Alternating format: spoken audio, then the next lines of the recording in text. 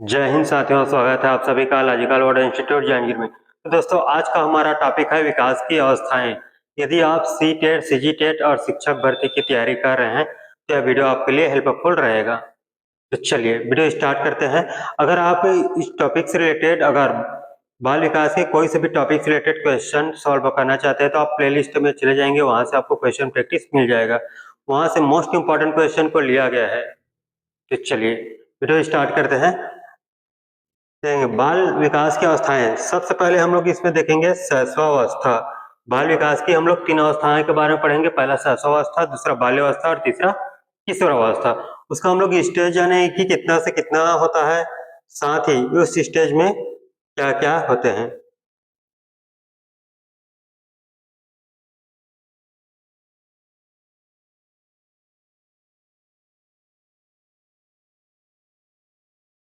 पहला देखेंगे शैशवावस्था।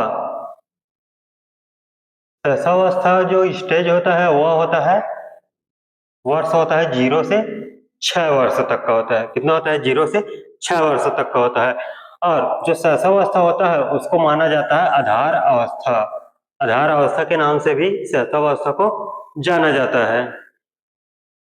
अगला पॉइंट है इसमें जो शारीरिक विकास होता है वह तेज गति से होता है। क्या होता है? जो शैशवावस्था होता है उसमें जो शारीरिक विकास होता है वह बहुत तेजी से होता है। अब देखो शारीरिक विकास किस किस में होता है। एक तो वजन में होता है, ऊंचाई में होगा, दांत, चलना और बोलना। जितनी भी शारीरिक गतिविधियां होती है उन सभी में जो विकास है वो बहुत तेजी से होता है। अगर इसी को हम लोग बाल्यावस्था की बात करेंगे तो बाल्यावस्था में यह जो विकास होता है, शारीरिक विकास, वो थोड़ा धीमा हो जाता है। और सबसे ज्यादा जो शारीरिक विकास होता है, इसकी गति होती है, वह आपको दिखने को मिलेगा शैशवावस्था में ही। अगला है भाषा विकास। देखेंगे भाषा विकास में क्या होता है।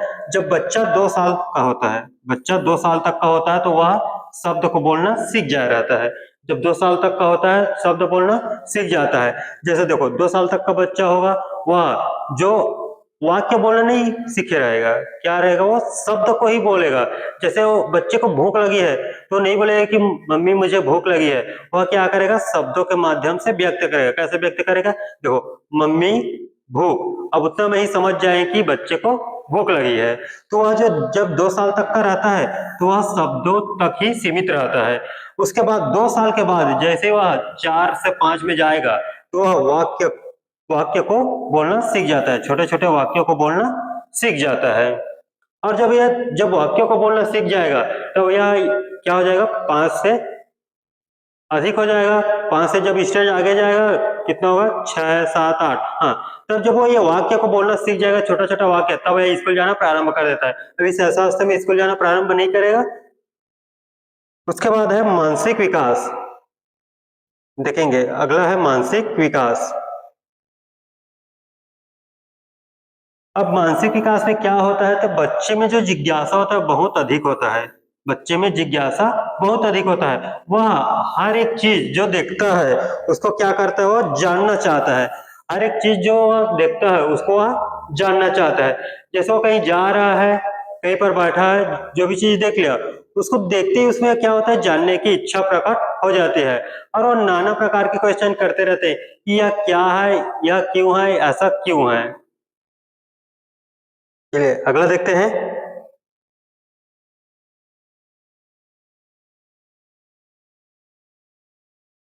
उनमें जो भावनाएं होती है, इमोशन, भावनात्मक विकास कैसे होता है, वो अपनी जरूरतों को पूरा कैसे करता है। मान लो बच्चा शैशवावस्था में है, बच्चा भाषा का विकास नहीं हुआ है, तो अपनी जरूरतों को पूरा करेगा तो कैसे करेगा। देखो, इमोशन के द्वारा रोकर अपनी जरूरत को जताता है। रोकर अपनी जरूरत को क्या करेगा, जताएगा। और इस जो स्टेज होता है उसे माता पिता से गहरा लगाव होता है। देखो, बच्चों को भूख लगी है, उसको बोलना तो नहीं आता, तो कैसे व्यक्त करेगा अपने मम्मी पापा से, तो वह रोएगा। तो जब रोता है बच्चा तो मम्मी तुरंत समझ जाती है कि इसको भूख लगी है या किस चीज के लिए रो रहा है। एक अच्छी बात यह है कि मम्मी यह समझ जाती है कि वो किस चीज के लिए रो रहा है। बच्चा को किस चीज की जरूरत है वो तो रोएगा, तो रोएगा तो मम्मी समझ जाती है कि वो किस चीज के लिए रो रहा है। हम लोग देखते हैं तो हम लोग समझ नहीं पाते कि किस चीज के लिए रो रहा है। तो मम्मी में एक इमोशन जुड़ा रहता है, मम्मी तुरंत समझ जाती है। और देखो जो माता पिता से गहरा लगाव होता है, जैसे मम्मी अगर बच्चे को छोड़कर कहीं बाहर चली गई है, तो देखो बच्चा क्या करेगा, मम्मी अगर उसको नहीं देखेगी, नहीं दिखेगी तो क्या करेगा, वो रोएगा। या जैसे पापा नहीं है, पापा घर से बाहर गए हैं कहीं, अब वो उसको पापा नहीं दिखेगा तो क्या करेगा, वो रोएगा, मुझे पापा के पास जाना है या मम्मी के पास जाना है। मतलब ये क्या होता है, जो ये स्टेज होता है इसमें माता पिता से उसको गहरा लगाव होता है। या इसका एक अच्छा एग्जांपल ये देख लोगे, अगर कोई बच्चा मम्मी के गोद में है, अगर उससे छीन लोगे बच्चा को, तो वह रोने लगेगा। क्यों रोने लगेगा, क्योंकि उसको केवल अपने माता पिता से ही गहरा लगाव रहता है। अगला है सामाजिक विकास। अब देखो ऐसा अवस्था में सामाजिक विकास उसका कैसा होगा, घर से ही प्रारंभ होगा, घर के सदस्यों से ही प्रारंभ होगा। तो वह घर के सदस्यों से संबंध बनाना शुरू करता है, घर के सदस्यों से क्या करेगा, संबंध बनाना शुरू करता है। अगला देखेंगे, खेल और अनुकरण प्रमुख होता है। बच्चे क्या है, खेल और अनुकरण प्रमुख होता है। अब देखो बच्चा क्या करता है, अब बच्चे को देखेंगे तो जो बड़े जो हरकतें करते हैं, ठीक है, उसको देखकर वो अनुकरण करने लगता है। जैसे आप इसका एक एग्जांपल ले सकते हैं, जैसे घर में है आप, आपके आसपास घर में बाहर में जैसे गाय है, अब जैसे गाय को देखते हैं तो घर के लोग क्या करते हैं, उसको रोटी देते हैं या खाना देते हैं। अब बच्चे उसको देख लेगा, तो बच्चे जब देखेगा, जब भी उसको गाय कहीं पर दिखेगा या घर के सामने बाहर आते हुए दिखेगा, तो तुरंत तो खाना लेकर उसको देने लग जाता है। मतलब बच्चा जो दिखता है वही सीखता है, और इसमें अनुकरण करने की क्षमता, ये जो अनुकरण करता है बहुत ही ज्यादा अनुकरण करता है, और अनुकरण के द्वारा ही बच्चे का क्या होता है, विकास होता है, और उनमें आदतें विकसित होती है। अगला देखेंगे आदतें। अगला है आदतें, इसी अवस्था में ही विकसित होती है। जो आदतें हैं इसी अवस्था में ही क्या होगा, विकसित होगा। यहीं से उसका सकारात्मक और नकारात्मक पता चलेगा कि उसका आदत हैबिट कैसा है।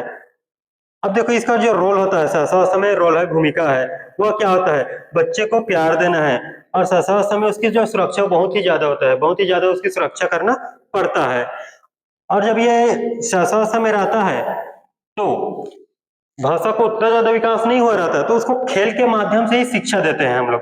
कैसे करते हैं, खेल के द्वारा ही शिक्षा देते हैं, क्योंकि खेल इस अवस्था में क्या है, प्रमुख है। तो हम लोग इसको खेल के द्वारा ही इनको शिक्षा देंगे और अच्छी आदतों की नींव रखेंगे। मतलब इस स्टेज में जो बच्चे हैं उसमें उनको अच्छी अच्छी आदतें सिखाया जाएगा। अगला पॉइंट देखते हैं।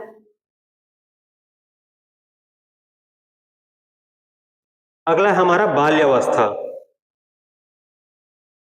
जो बाल्य अवस्था होता है, जो स्टेज होता है, अवस्था, वह होता है 6 से 12 वर्ष, 6 से 12 वर्ष के बीच होता है।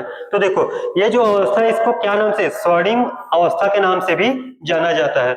जो बाल्य अवस्था होता है उसको गोल्डन एज के नाम से जाना जाता है। और इसमें जो शारीरिक विकास होता है, देखो शारीरिक विकास होता है, हाँ, जैसे हमने क्या पढ़ा है, सहसा बहुत तेज गति से होता है, लेकिन जब इस स्टेज में बालक आएगा, बच्चे आएंगे, तो उसमें जो गति होता है वो धीमा हो जाता है।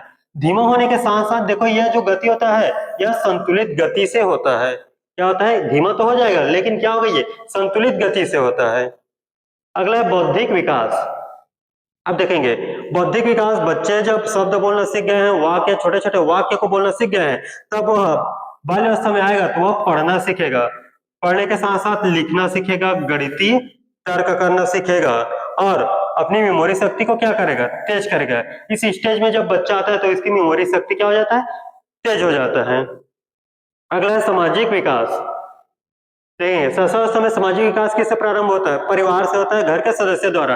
तो जब इस अवस्था में आता है, बाल्य अवस्था में, तो उसका जो सामाजिक विकास है वो मित्रों के साथ होता है। किसके साथ होगा, मित्रों के साथ होगा, और मित्रों के साथ रहना पसंद करता है, खेलना पसंद करेगा।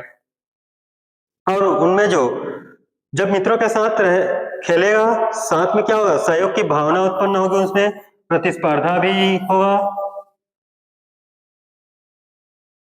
अगला नैतिक विकास। अब देखो नैतिक विकास कहने का मतलब है कि बच्चे में सही गलत का निर्णय करने की क्षमता उत्पन्न हो जाती है। मतलब सही गलत की वो पहचान करता है, सही गलत को समझ पाता है कि क्या सही है क्या गलत है। कि बच्चा देखो बाल्यावस्था में है तो सही क्या है गलत क्या है, बच्चे ये सोचते हैं कि अगर मैं अच्छा काम करूंगा तो मम्मी पापा के द्वारा शाबाशी मिलेगी, अगर वह कुछ काम गलत करेगा तो उसको क्या मिलेगा, दंड मिलेगा। तो वह गलत काम और सही काम को समझ पाता है। अगला है भावनात्मक विकास, इमोशन। इमोशन कैसे होगा, इमोशन का जो विकास है, डेवलपमेंट कैसे होगा, उसमें जो गुस्सा रहता है बच्चे में, गुस्सा, ईर्ष्या और जो जिज्ञासा रहता है, तो जिज्ञासा क्या है, ऐसा अवस्था में बहुत ही ज्यादा रहता है। तो जब इस स्टेज में आएगा तो धीरे धीरे उस पर नियंत्रित होने लगता है। गुस्सा, ईर्ष्या और जिज्ञासा में क्या होगा, धीरे धीरे नियंत्रित होने लगता है। अगला है जो रुचि। जब बाल्यावस्था में बच्चा आता है तो इसकी जो रुचि और प्रतिभा दिखने लग जाता है कि वह, इसका जो रुचि है किस क्षेत्र में है, प्रतिभा है किस क्षेत्र में है। तो जैसे देखो, संगीत के क्षेत्र में है कि वह खेल के क्षेत्र में है, चित्रकला के क्षेत्र में है या पढ़ाई के क्षेत्र में। इसी स्टेज में आने से उसका जो है कला है जो स्पष्ट होने लगता है। अगला, इस अवस्था को स्कूल जाने की अवस्था भी कहते हैं। देखो, इसको स्कूल अवस्था के नाम से भी जाना जाता है। बाल्य अवस्था को स्कूल अवस्था के नाम से जाना जाता है। इस अवस्था का जो रोल होता है, भूमिकाएं होती है, उनमें देखेंगे इस अवस्था के बालक के साथ, बच्चों के साथ क्या करना चाहिए, शिक्षक को बच्चों की जिज्ञासा को पूरा करना चाहिए। माता पिता और शिक्षक क्या करना चाहिए, बच्चों की जिज्ञासा को पूरा करना चाहिए, उनको सीखने का समान अवसर देना है बच्चे को। बच्चा कमजोर है या ज्यादा प्रतिभाशाली है, ये हमें नहीं देखना है। बच्चों को क्या करना है, कमजोर हो या अच्छे हो पढ़ाई में, तो उसको हमें क्या करना है, समान अवसर देना है। क्या करना है, बच्चे को समान अवसर देना है। अगला अवस्था है हमारा किशोरावस्था, 12 से 18 वर्ष। कितना होता है, 12 से 18। अब देखो, ये जो स्टेज होता है किशोरावस्था को संक्रमण अवस्था के नाम से जाना जाता है। इस अवस्था में जो बालक बालिकाएं आते हैं बहुत ही तनाव में रहता है, उनमें संघर्ष रहता है, तो इसको संघर्ष और तनाव की अवस्था भी कहा जाता है। संघर्ष, तनाव और तूफान के काल के नाम से भी जाना जाता है। और यह कथन दिया गया है स्टेनले हाल के द्वारा। स्टेनले हाल के द्वारा कथन क्या दिया गया है, यह जो अवस्था है यह क्या है, संघर्ष, तनाव और तूफान की अवस्था माना है। शारीरिक विकास। अब देखो, इनमें जो शारीरिक विकास होती है, शारीरिक विकास होती है, इसमें जो यौवन है, सेकेंडरी, द्वितीयक और सेक्सुअल करेक्टर है, मतलब यौन चरित्र का विकास हो जाता है। फिर होता है बौद्धिक विकास। अब देखो, किशोरावस्था में बौद्धिक विकास कैसा होगा, बच्चा क्या करेगा, तर्क करेगा। बच्चा क्या है, तर्क करेगा और आलोचनात्मक चिंतन करेगा। आलोचनात्मक सोच कहने का मतलब है अमूर्त सोच कर पाता है। जबकि देखो, बाल्यावस्था में देखा जाए तो क्या होगा, यह मूर्त सोच करता है। क्या है, मूर्त चिंतन करेगा बाल्यावस्था में। लेकिन जब यही किशोरावस्था में आ जाएगा तो वह अमूर्त चिंतन करने लगता है और अपने भविष्य की योजना बनाने लगता है। किशोरावस्था में क्या होते हैं, किशोरावस्था में आने के बाद क्या होता है, ये भविष्य की योजना बनाने लगते हैं। अगला भावनात्मक विकास, इमोशन। देखो, इस स्टेज में इमोशन कैसा होता है, आत्मसम्मान। मतलब इसमें जो होता है बच्चा स्वयं को महत्व देता है, स्वयं को महत्व देगा और अपनी पहचान की तलाश में रहता है, पहचान की तलाश रहता है। अगला है सामाजिक विकास। अब देखो, सामाजिक विकास कैसा होगा इसमें, किशोरावस्था में जब बालक बालिकाएं आते हैं तो वह समूह और जो समाज होता है, वह जिस समूह में रहता है और जो समाज में रहता है वहां पर वह पहचान बनाना चाहता है। समाज और समूह में क्या करता है, पहचान बनाना चाहता है, पहचान बनाने लगता है। नैतिक विकास। अब देखो, क्या है नैतिक विकास, मतलब सही गलत का निर्णय करने की क्षमता। तो देखो, बाल्यावस्था में तो क्या करता है, नैतिक तर्क करता है। लेकिन यहाँ पर जो नैतिक जो विकास होता है, बच्चा क्या करेगा, स्वयं निर्णय लेगा। वो तो स्वयं सही गलत की पहचान करेगा और उसको लगेगा कि ये चीज गलत है तो उसका वो विरोध भी करेगा। इसी स्टेज को देखो, कोहलबर्ग ने उच्च स्तर का नैतिक चिंतन माना गया है।